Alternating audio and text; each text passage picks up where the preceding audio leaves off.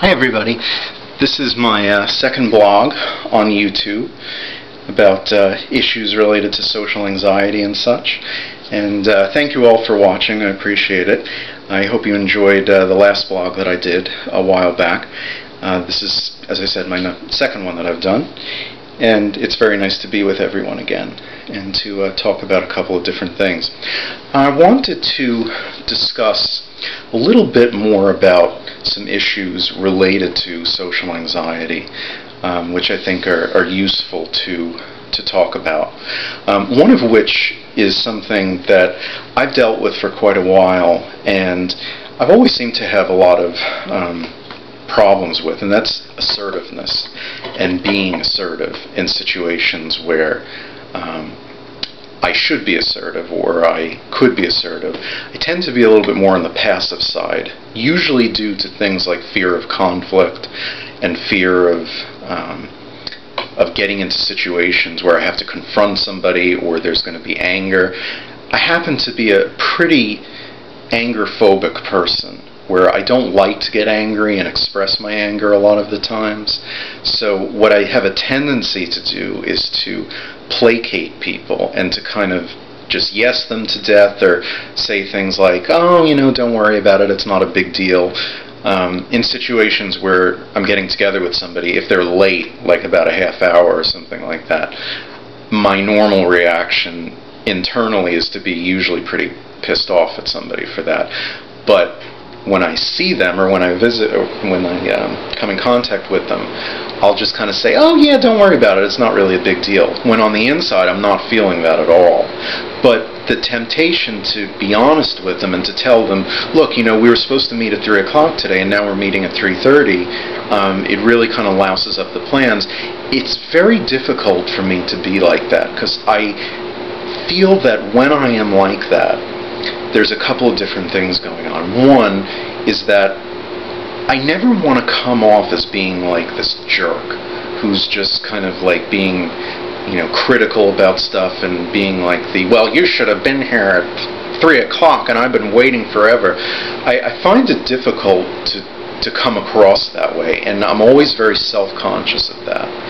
Another thing is that I tend to be very fearful of conflicts with people. Any kind of situations where I'm going to express my discontent about something or show my anger about something, I'm always very concerned that it's going to lead to a terrible blowout situation where there's going to be a fight and they're not going to forgive me if I do something wrong, or it's just going to be a really ugly scene, totally. And I'm usually avoiding conflict as much as possible. So that's an area where, when it comes to being assertive, and also being in situations where there's other people, and having social anxiety along with this unassertiveness, that can cause problems sometimes. And it's something that I'm working on, but it's areas that are very tough for me, and things that I've had just a lot of difficulty working with. And as I said, also being quite anger-phobic about expressing anger and expressing my feelings about something that usually I feel strongly about. One story that I did want to share, which happened recently, and I thought would be a really great story to talk about with people on YouTube, is that I had an incident not that long ago, where I went to the city, to New York City, and I took the bus there. It's about an hour bus ride from where I live into the city. And then I took the bus back. And when it's time to get off at your stop, you have to ring the bell on the bus.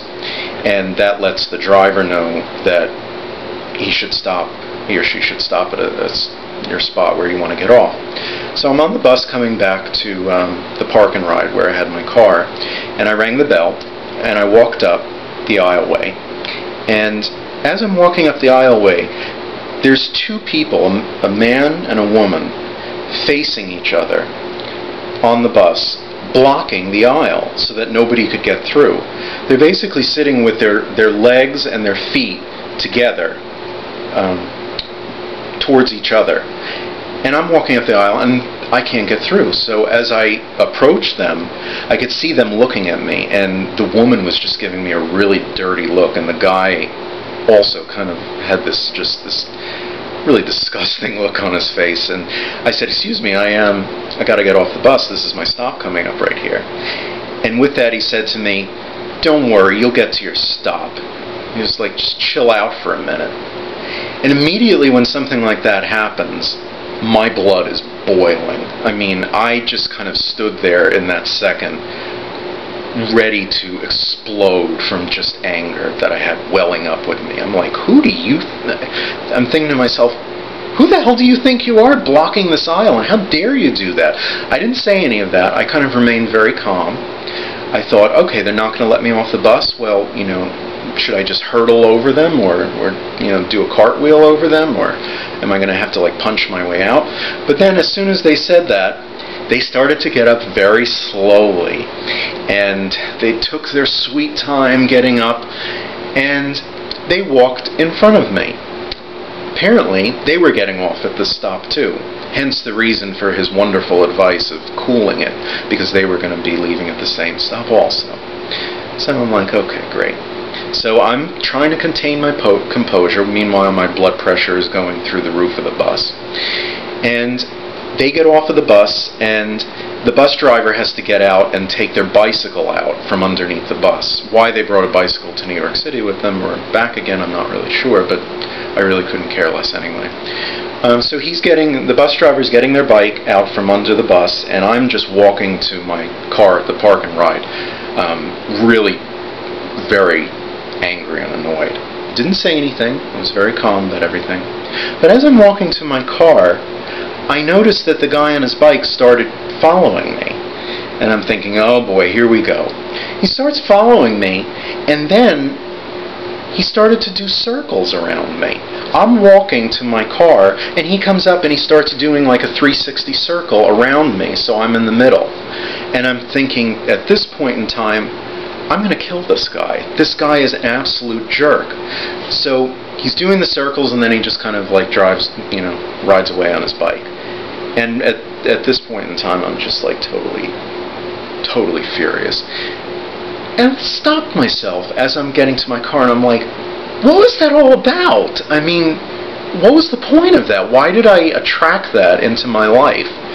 And, I'm angry, I'm pissed off, I'm just mad about everything. I'm mad that I didn't say anything to him. But then I kind of stopped myself and I said, you know what? I just had a really great day in the city.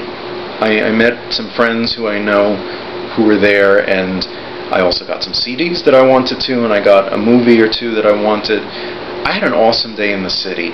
Why am I going to let some crank, psychopath, totally ruin my day? I mean, it's totally ridiculous. I mean, yeah, I'm really angry about this, but I'm going to drop this whole thing. I'm just going to focus on the day that I had in the city and the good day that I had, and not let this guy ruin my day. And that was it, and I dropped it. So I kind of went from feeling a bit of self-pity and also anger to kind of just focusing on what was good about my day and just moving on from there. So that's an instance where I think I'm able to handle something like that a little bit better by looking at it in retrospect. But my God, you wonder why some people are the way they are. I mean, are they looking to start fights? Are they just jerks? Or, are they bullies? That's why I always hate bullies, just because when you think about it, what is a bully? It's usually somebody whose life is so miserable, or who has had stuff happen in their lives which has just been torturous, and they have to find somebody to dump all that onto. I mean, usually people who are happy and healthy and emotionally confident and who have, I think, good self-esteem, they don't need to go around picking on other people and making other people's lives miserable by taunting them and bullying them, because of the fact that usually they don't have a need to do that because things are going well in their lives. So I think to editorialize a little bit, I think that's the whole deal with bullies, and they suck. They really do. I've always thought that. Anyway, that's pretty much my blog for today and what I wanted to talk about.